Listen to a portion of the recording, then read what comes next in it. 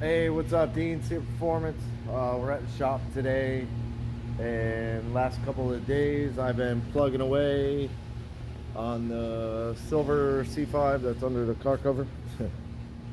um, so I think in the last video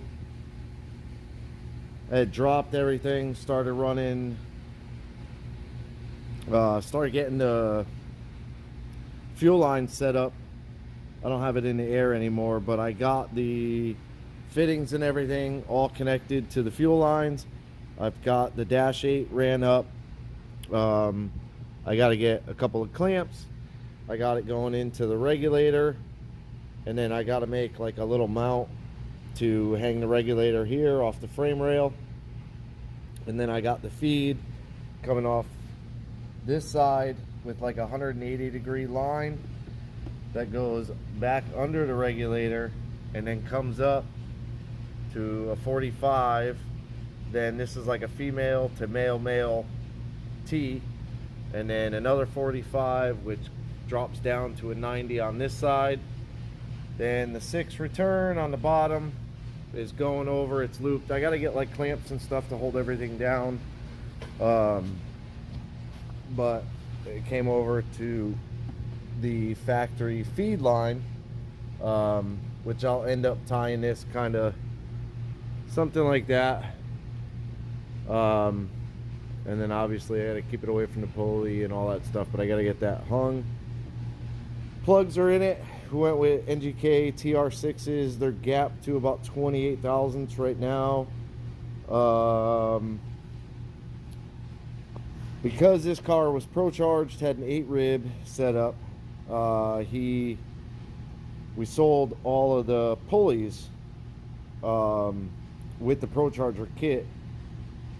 So I guess an LS1 alternator is slightly different, the shaft size. Something about it is different because like a stock Vortec truck style pulley, the shaft is much larger, so the pulley was like off center. I had it on there and never even paid attention to it, but the owner came up and kind of gave it a spin, and the thing was like wobbling all over, and I was like, oh wow. So I had this pulley laying around. I had to end up, you can kind of see how the back edge is sharp. I had to actually machine the backside and the like little spacer that sits inside the alternator to get that to fit on there. And then I had to go in here and like you could see how I kind of contoured it, but it was way out here, so the nut wouldn't even, the thread barely even stuck through. So I machined about, I don't know, probably 3/4 of an inch ish, so whatever, to get the thread to come through so I can get the nut back on there. Got the new tensioner on there. I got the oil feed from the pan. You can see the 2 lines right there. They come up to the filter relocator, and then I got the sensor, the oil pressure sensors in the front of it, and I extended that. That's this harness here. So I extended that. Also got the fuel pressure plugged back in. Grabbed the battery over there, threw that in. I decided to do the rails like this, feeding in the front and they deadhead in the back. There's like the little Allen caps in the back, just mainly because this side here kind of bumped into the plastic under the cowl, so a fitting wouldn't have gone on. It would have been hard to tighten a fitting or loosen a fitting, so I said, oh, what the heck, and I pulled the intake back off, capped that off, changed everything, so it's dual 8 feeds. So, and I know some people would be like, oh, that's too much, you could have done dual 6s, but in the long run, we can feed a ton of fuel to this motor through this line and rail the way it's set up, and that regulator can actually accept its 10 ORB fittings, so they can actually get upgraded to a -10 line, which is huge. But a -8 you could probably make 15, I don't know, total complete guess, I'd say 1500 on E85, which we don't plan on running because I'm not gonna do a content sensor and get into all that crap. We'll probably end up putting this on race fuel when it's time to go, and it also still has the methanol kit, which I'll have to figure out. Probably something better than the way this is. Well, I guess it kind of is what it is. That's kind of the nozzle, so I'll have to figure that out into the intake once it comes time. So far I got about 6 quarts of oil. I got 5 quarts of like conventional 2050 in there, and then I threw a quart of like high zinc content Lucas break-in oil. So I got that in there. Plugs are in. Blah blah blah. Everything on the motor's plugged in,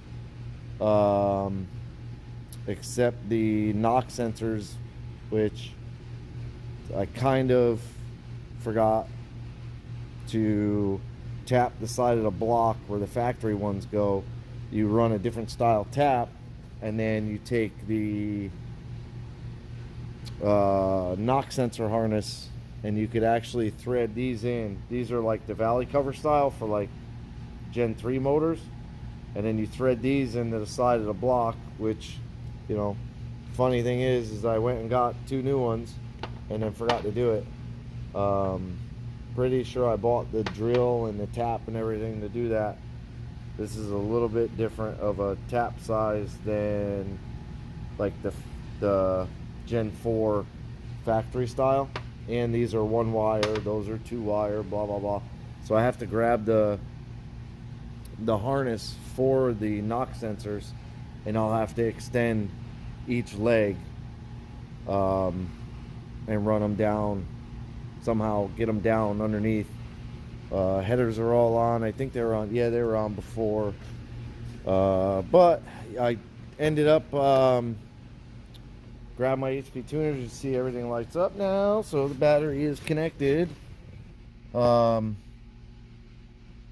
I downloaded the stock file. Luckily we didn't have to like go through like converting a different vehicle's stock file into his car, like do VIN change and all that. We didn't have to do any of that. So I downloaded his file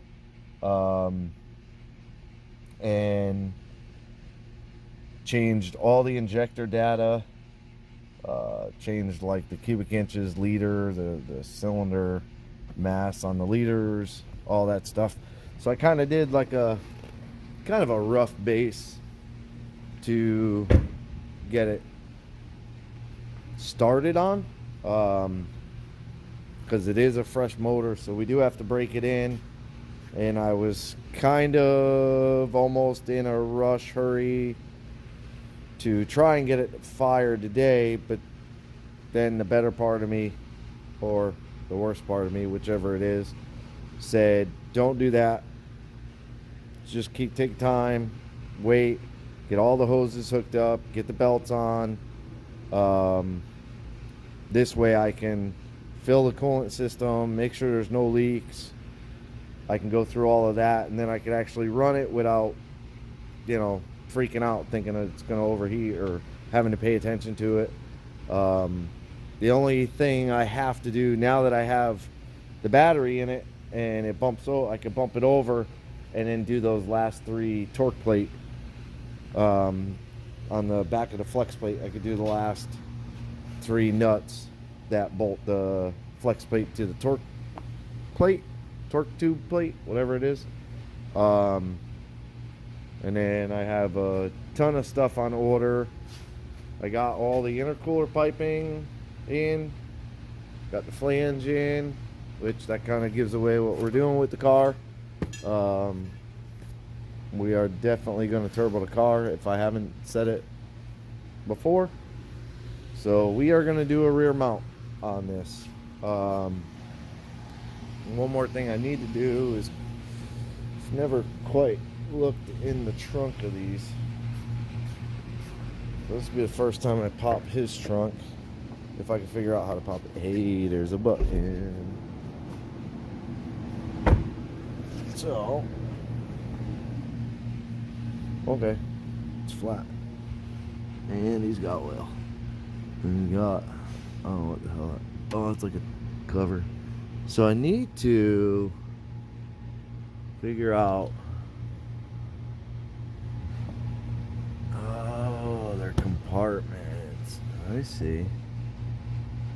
So those are just compartments. So you may end up losing those. We'll leave the covers and maybe do like a plate or something. If I end up cutting these buckets out, I can kind of plate it back in and then still have the cover sit in there, so it still looks like nothing's weird with it.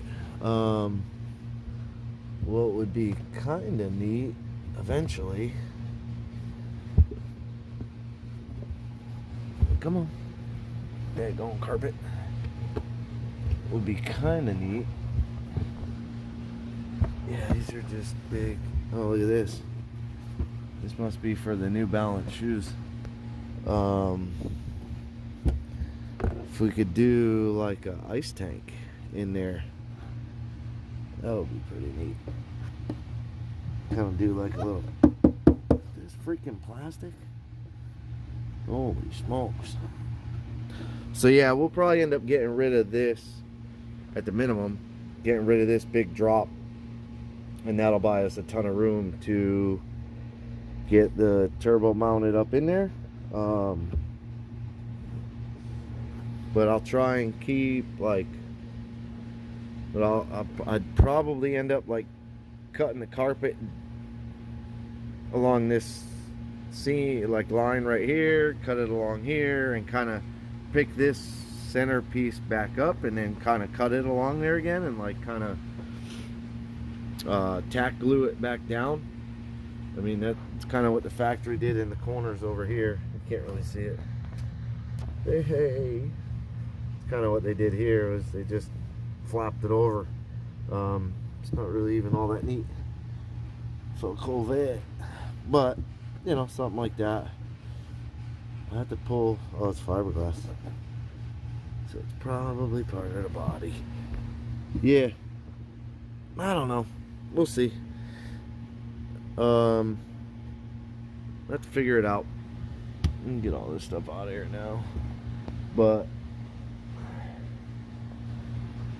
it almost looks like that's just a big cover.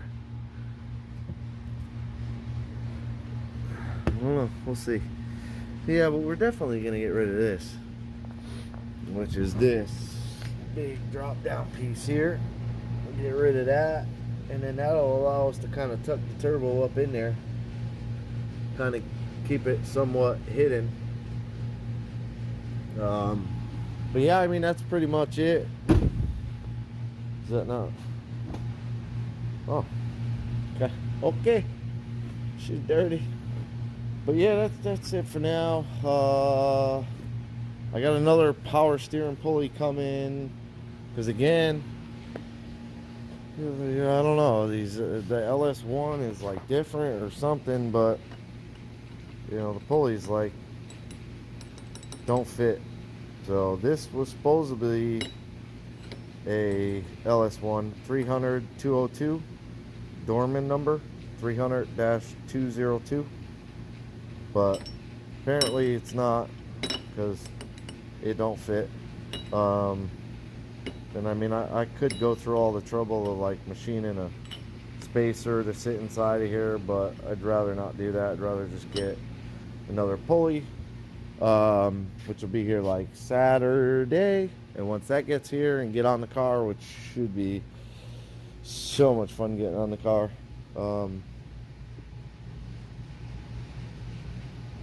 I can measure for a belt, get a belt. I got throw 2 bolts in the AC on the lower side. I gotta get the car back on the lift. But But yeah, I mean, that's pretty much it. Just kind of babbling on now, but yeah. And then I got the MR2 running. Got it all back together. I fixed the pan gasket. And then I had thought the hose broke, but it was actually the slave cylinder kind of pushed and popped the piston out. So I fixed that today, got it bled out. So now the clutch works on the car. I am waiting on radiator hoses for that one over there, which is the one that blew off. I've been waiting on this one too, but apparently they don't know how to order stuff or something. I don't know. So I got that one hooked back up, and then I got the neck, the filler to the water neck. I don't know what it's called. That little tube. I put that one on there. So as soon as I get that tube in, I can get the antifreeze in it. Figure out how to set the timing on this thing. I mean, it pretty much starts right up. It sounds good, but yeah, I got to set the timing on it. But that's it. Whatever. Rambling on and on and on. And then just kind of tinkering with some other stuff in the shop.